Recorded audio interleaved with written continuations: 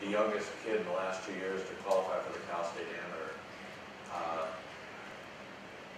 They were allowed to use a rangefinder that told you how far away, but it was illegal to say how high up or down the pin was. And nothing about wind, nothing about air temperature, anything. How arbitrary is that?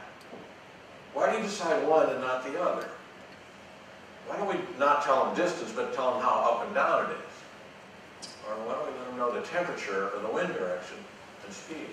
It's so arbitrary. The rules are incredibly arbitrary, which is great because every game has arbitrary rules. But unfortunately, we only allow one. And I'll tell you what, if you want to sell more equipment, this is a place you can do it. I also think the rules need to be changed. Not changed, excuse me. We need new sets because I don't want to change the USGA rules. I know I've read the book. You all have looked at it.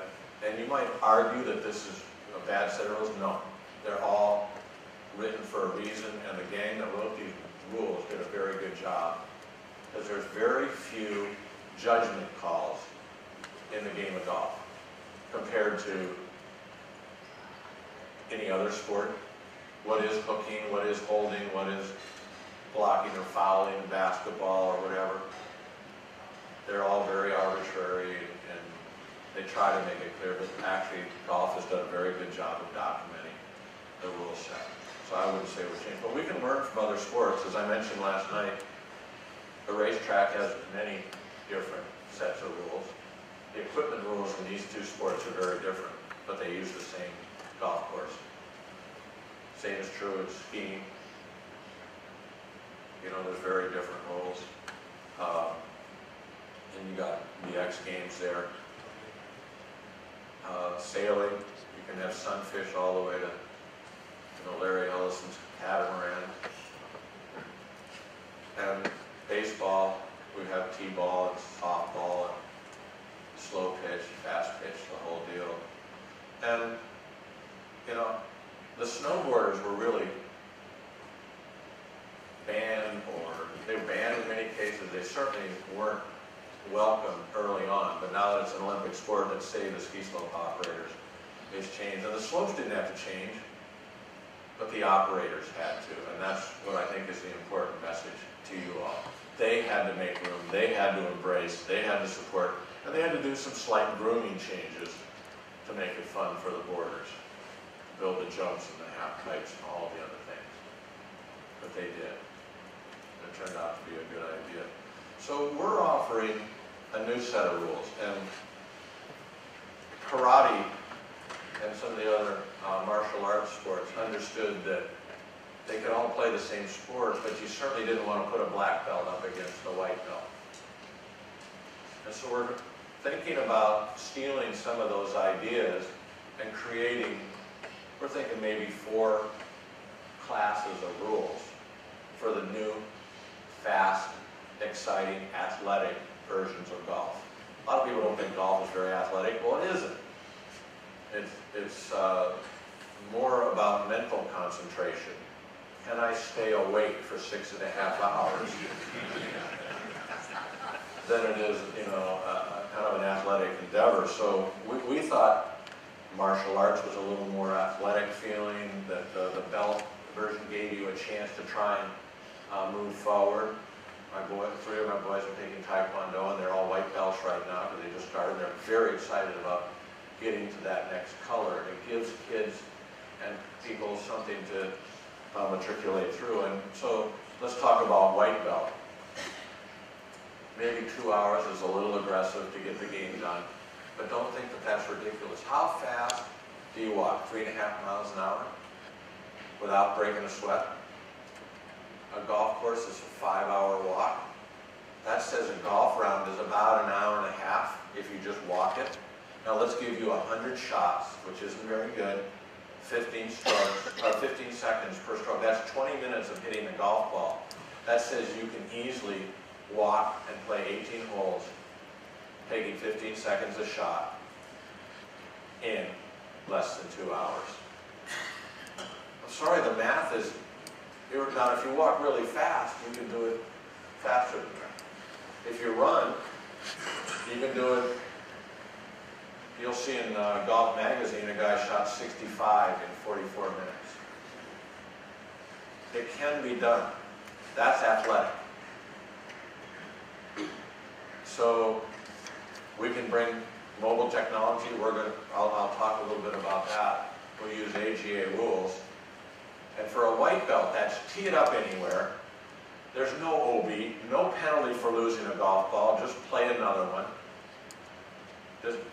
You count, how many times did your club head hit the ball? That's your score. If you hit it in the trap and you can't get it on the first one, throw it out on the second one. We're going to do silly little things like leave the flag in. Do not touch the flag. You know how much time that will save? If you putt the ball and it hits the flag stick, you're done. Score. Touchdown. Go to the next hole. You have holed out. If you chip from off the green and it hits the flag, it's got to go in. Bummer. You better hit it on the green because then when you hit the flag, it goes in. You realize how much time that we save if people don't take the flag? 10, please. Put the plane back in. And then as you're walking off, somebody, oh, who's going to? I'll go back and put the flag in. Think about how much time it was saved. We want to actually, for white belts, I want to build a flag, a bell flag, that is those school bells you saw on the side of the wall when you were growing up, suspended about a ½ inch above the green with a flag coming out of it. And the white belts, the kids, the seniors, whatever, putt, and when it hits the bell and rings, you're done. And the seniors love this because you don't have to pick the ball up out of the cup. You know, they all have little suction cups on the other end of the grip so they can reach down in there and pull the ball. Now they don't have to do that because it'll just bounce off the bell. Seniors will love this, trust me. And kids will love to ring the bell. You put that on the left side of the green and you put the USGA cup on the right. There's no incremental grooming required and you're not tearing up the golf course with a big cup. Because USGA golfers don't want to go through a big cup repair marks, all the rest of it. So there's lots of AGA rules we can do to speed up the game. Like you can't mark your ball unless asked. What a ridiculous thing marking the ball is. I watch junior tournaments. The ball is 8 yards from a kid's line. So mark your ball. It just takes hours doing that. If you got to clean your ball, you're not allowed to lift, clean, and replace. You can replace your ball with a clean ball, but you can't mark it. And only if you're stymied somebody can you mark it if you're out. And then you can't move the mark 2 to the left or 2 to the right. You use a mark that is one of those little plastic things with a little, and you stick it in and they got to roll it over your, that's the rub of the green, somebody's in front of you. Ask them to putt out if they want. You know, whatever. We've got to speed the game up on the green. It is enormous. We're going to hit when ready in white golf. And you can talk while other people are hitting. I find it fascinating. We go to the driving range. I've got 7 people lined up in front of me, 7 behind me, all within like scary distance, all whacking balls, screaming, hollering, talking about different swing tips. Do you hold your breath when you swing and all this other stuff? I ignore it all. I'm hitting balls, and I hit better on the range than I do when I go out. We're going to change the rules. So each belt is going to get a little progressively harder until you get the black belt, which is going to be mostly USGA rules, AGA equipment, and depending on the green to tee, you got to finish in an hour or you're DQ'd. We'll send people off one at a time every 45 seconds. Boom, go, boom, go, boom, go, boom, go, and you wear a helmet in case somebody's coming through. Our kids wear helmets in hockey, in baseball, in football. This is an athletic game. So anyhow, there's going to be some rules changes here.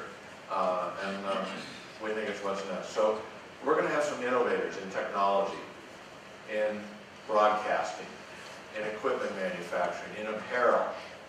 My wife says the best. She says, I'm going to wear athletic clothes when I play golf because I want to work out. I want to get some exercise. We're going to have the teaching pros change, and then we're going to need some help out of the owners. So what can happen in equipment? Well, we can put RFID in the ball. Find your ball, identify your ball. We can have mandatory use of this, and we're building this into the golf carts. I think it's great, but it should be on the phone because, you know, maybe the golf cart's on the other side. I want to build RFID into the clubs so that when I pull a 7-iron and hit it, my phone knows it was a 7-iron that hit it, and it records how far I hit my 7-iron every time I hit it. It gives me wind direction, elevation, all the rest of it. Might even have some notes from Camilo or whoever your favorite player is on how to hit it. It'll keep my average distances in my 7-iron and make recommendations based on, hey, you'll never get a 9-iron there. You think you hit your 9-iron 125 yards, but you don't. And then have real-time scoring. Why do I wait every 2 weeks to get my handicap? Why can't I get my handicap as I walk to the next hole? Because it can be recalculated. The cloud can handle that. The network can handle that. And I can see what my national ranking, my state ranking, my club ranking is. I just got a birdie and went up in white. Don't I have a website for me as the AGA golfer that I'm particularly excited to be able to go do all of this stuff. And you can have different contests with your buddies who might not even be in your same group. And we can figure out who had closest to the hole or long drive at the end of the day. I mean, these kinds of games can be played, and just to know my overall ranking. And my kids would love to know how they rank among all 9-year-olds in the nation, handicap-wise, as white belts, or whatever slope they're playing. And if they had a really good round, to see how many folks they blasted by. There's just so many things we can do. And that's all illegal per USGA rules. It's all. But we want to make it legal and unleash an enormous amount of innovation. I'm going to be talking to the key network. I've got a meeting with Fox Sports, with the head of Dave Hill, head of Fox Sports. Somebody ought to get the TV contract for AGA events for the next 5 years. We have had lots of conversations with the equipment manufacturers, and I think there's a big opportunity for them to sell a second set of golf clubs. I've talked to people like Under Armour, who would be very interested in coming out with a line of AGA equipment or apparel for men and women. Mike McNealy is going to be organizing the AGA of America to help certify and organize the teaching professionals who are going to teach the game and teach people how to play fast. Because these games are all going to be done in 3 hours or less. And by the way, if you record your score on a hole, it goes in. If you play 3 holes, it all counts towards your handicap. None of this leveling up for the holes you didn't play or not counting it because you didn't play 9. So if you only got time for 4 or 5 holes, play them, record them, and they count. It's not like it was some sort of practice run. It all counts towards your handicap. We have technology, wireless technology, that can make that happen. So the course owners, you're the key to this. I wrote down kind of what would be my asks in a perfect world for you all, because you know what? A lot of the other stakeholders are, you know, the egg and breakfast. You're the bacon. You're very committed to this with the most amount of assets. And so here's what I would ask of all members of the NGCOA. First of all, let's put together a non-binding purchase order for AGA equipment. How many thousands of pro shops do you represent? And we go in and say, we're going to do some rental clubs and stock shelves of drivers, irons, wedges, and putters, and the wireless technology that is AGA certified. And we go to the equipment manufacturer. We go to Mark King and say, would you like the initial first order for these several thousand pro shops, or should we go down the road to Callaway or Cobra Puma or somebody else? By the way, the ski equipment manufacturer didn't jump on snowboarding. Burton showed up. Right, so maybe it'll be somebody non-standard, but if we wave that purchasing power together, I think we can rally some very interesting investment and sponsors. We want all of your teaching pros to go see Mike McTagg and sign up for the AGA of America. And we'll do one for Europe. And by the way, I think this is going to be big in Asia. We want all your courses to sign up and subscribe for a low fee, and we will give you value back for your subscription.